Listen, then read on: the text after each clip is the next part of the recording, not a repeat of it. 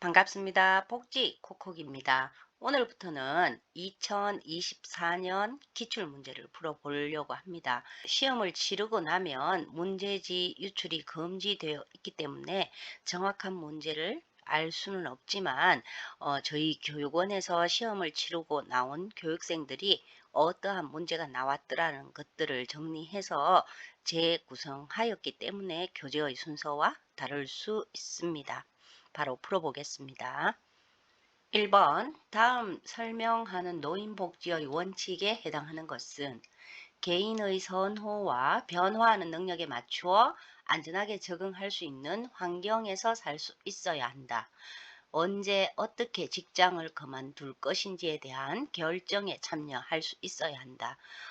노인 복지의 원칙은 각각의 원칙에 대한 키워드를 알아야 풀 수 있다고 제가 가르쳤었는데요. 원래는 독립의 원칙에 대한 문제들이 다수 출제되었습니다. 독립의 원칙에서 가장 중요한 키워드는 돈, 그리고 일자리, 가정이었는데요. 주거 환경에서 개인의 선호라고 했기 때문에 대다수의 노인들이 자신의 집, 즉 가정에서 살기를 원하고 또 직장 이야기가 나왔기 때문에 돈을 벌 수 있는 일자리로 기억하시면 되겠습니다. 3번 독립의 원칙이 정답입니다. 2번 실질적인 측면에서 노인 부양 문제의 개선 방안으로 옳은 것은 현재 우리나라에서는 노인 부양 해결 방안으로 첫 번째 사회와 가족의 협력, 두 번째는 세대 간 갈등 조절, 세 번째 노인의 대처, 그리고 마지막으로 노인복지 정책 강화 등을 시행하고 있습니다. 1.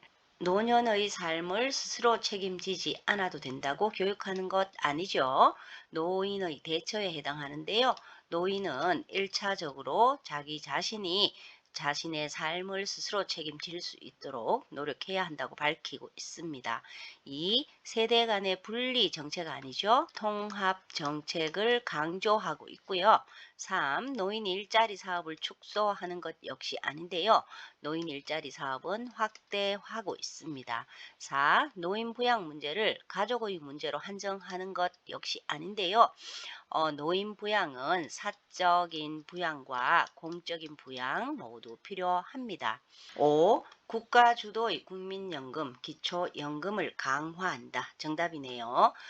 국가 주도의 국민연금이나 기초연금 강화는 노인복지 정책을 강화하는 것으로 현재 노후 소득을 보장하기 위해서 노력하고 있지만 아직 부족하기 때문에 더욱 강화해야 할 개선 방안에 해당합니다. 정답 5번입니다.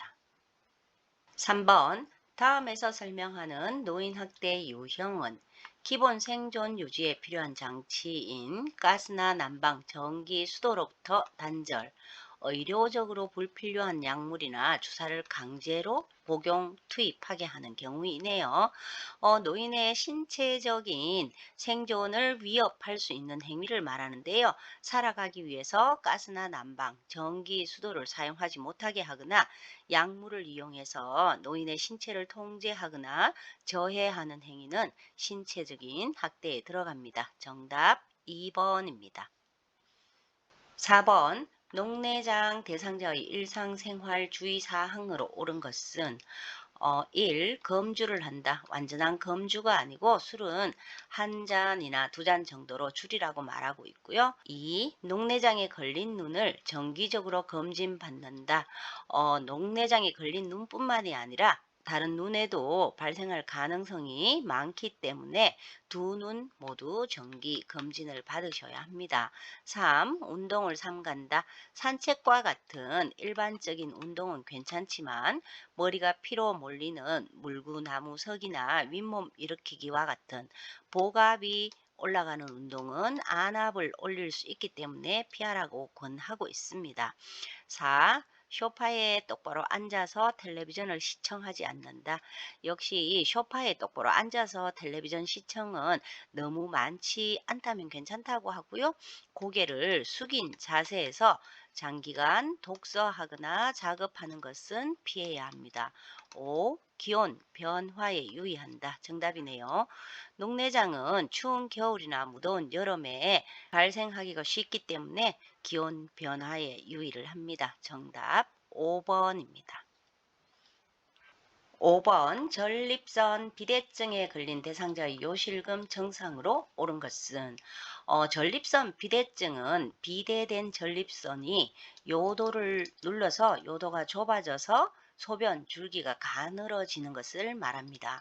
그래서 소변을 보고 나서도 시원하지가 않고요. 힘을 주어야만 소변이 나오고 자주 말이 없거나 소변을 참기 힘들어하는 빈뇨 그리고 긴박뇨 그 다음에 밤에 잠을 자다가 소변을 보려고 자주 깨는 야뇨 증상을 보이기도 합니다. 정답 4번으로 소변 줄기가 가늘다가 정답이겠습니다. 6번 허리를 들 수 없는 대상자의 기저귀 교환 방법으로 옳은 것은 기저귀를 교환할 때 허리를 들 수 있는 대상자라면 무릎을 세우고 똑바로 누운 상태에서 허리를 들게 해서 대상자의 협조를 얻어 기저귀를 교환할 수 있지만 만약에 허리를 들 수 없거나 협조가 불가능하다면 옆으로 돌려 눕혀서 기저귀를 교환해 드립니다.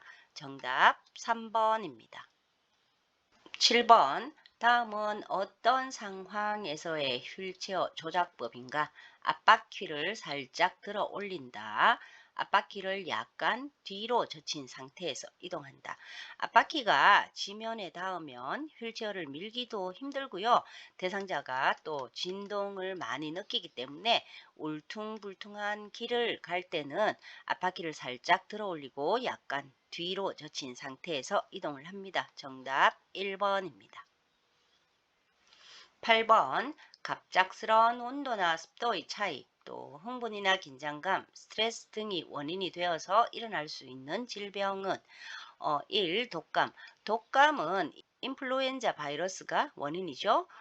2. 천식. 천식은 감기, 또 비염 등과 같은 염증, 꽃가루, 집, 먼지, 진드기, 또 곰팡이, 대기 오염, 먼지, 노화에 따른 폐 기능 감소 등과 함께 갑작스런 온도나 습도의 차이, 흥분이나 긴장감, 스트레스가 원인이 되어서 나타날 수 있는 질병으로 천식이 정답이겠네요. 3번 폐렴은 세균이나 바이러스, 또 곰팡이, 화학물질 외에도 음식물이나 이물질이 기도 내로 넘어가서 발생하기도 합니다. 4번 만성기관지염은 흡연, 또 매연, 세균성 혹은 바이러스에 감염될 경우에 나타나고요.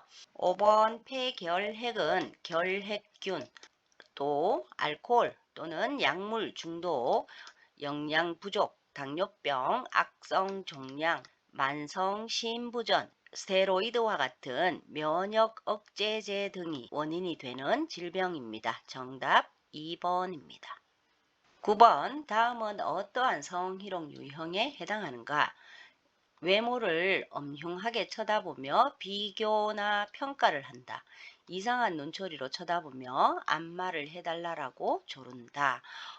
성희롱 크게 언어적인 행위, 그리고 육체적인 행위, 시각적 행위, 마지막으로 기타로 나뉘는데요. 외모를 엄흉하게 쳐다보거나 이상한 눈초리로 쳐다만 봤다면 시각적인 행위이지만 이것과 함께 비교하거나 평가를 하고 또 조르는 것은 말로써 하는 것이기 때문에 언어적인 행위에 들어가겠습니다. 정답 3번입니다. 10번 대상자가 바닥에서 휠체어로 이동하는 방법으로 옳은 것은 1. 휠체어를 대상자의 불편한 쪽에 아니죠. 건강한 쪽에 비스듬히 놓아둬야 하고요. 2. 대상자의 불편한 쪽에 무릎을 꿇고 앉는다. 역시 건강한 쪽에 무릎을 꿇고 앉아야겠죠. 3. 마비된 손을 잡아서 배 위에 모아준다. 정답이겠네요. 4. 마비된 발을 건강한 발 아래로 넣어 발목을 포개어 준다. 두 개가 반대로 되었네요. 건강한 발을 마비된 발 아래로 넣어서 발목을 포개어 줍니다. 건강한 발을 마비된 발 아래로 넣어서 발목을 포개어 줘야 하고요. 5. 손에 힘을 주고 허리를 펴면서 아니죠. 무릎을 펴면서 천천히 상체를 일으켜야 합니다. 허리를 펴면 허리를 다칠 수가 있습니다. 정답 3번입니다. 이상 2024년도 기출시험 문제를 풀어보았습니다. 감사합니다. 복지 콕콕이었습니다.